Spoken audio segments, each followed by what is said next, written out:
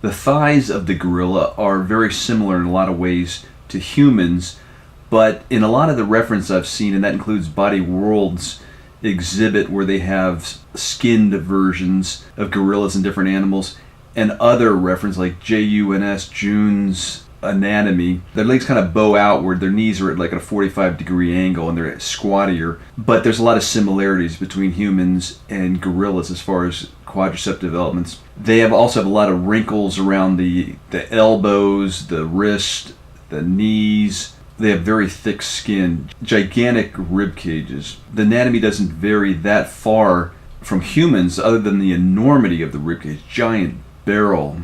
Other than the obvious opposable toe on a gorilla, and it's not actually a big toe, it's actually kind of small, and same with their thumbs are kind of small. Humans actually appear to have stronger thumbs, especially in proportion with their hands. Gorillas have very tiny thumbs, but there's a lot of wrinkles. Once you get the basic shape of the gorilla's foot, there's a lot of wrinkles that really hammer home the look of it. Of course, you don't see gorillas that are shaved like this. You can see it on their hands, but you don't see it on their upper part of the dorsal part of their foot. The massive amount of wrinkling.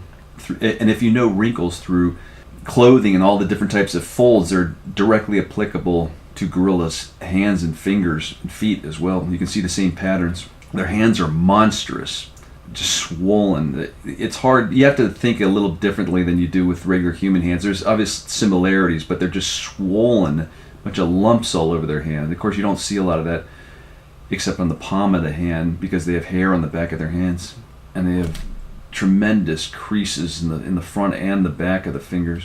I don't know if they bite their nails or their nails grow, or if they lost a nail, would they grow it back, but they have like kind of a minimal amount of like claws, so maybe that's just natural. Maybe they don't grow beyond that. But there's a lot of questions you can ask about this, and there's a lot of questions I have when doing this along the way. You don't find answers for, because there's not as much anatomical information on gorillas and physiological information on gorillas as there is on humans, and there are obvious differences. Like the navel, for example, I just see taxidermy type versions of gorillas at the Body World exhibit, and it looks like the navel is a lump. And when I'm doing this, the obvious question when you're doing the stomach is, does the navel stick outward or inward? And I just decided with like a little bit outward. It's hard to really find a lot of reference on that. And what I have left to do on this is the head, the back, and a lot of little touch-ups. The arms aren't done. The chest has to look more like a gorilla. And once I have this 99% done, I'm going to create a likeness to this gorilla in Loro Park, Spain, which is in the Canary Islands off the coast of Morocco, I think, where they have this hairless gorilla that's very unique looking. And this is going to be a version of that gorilla.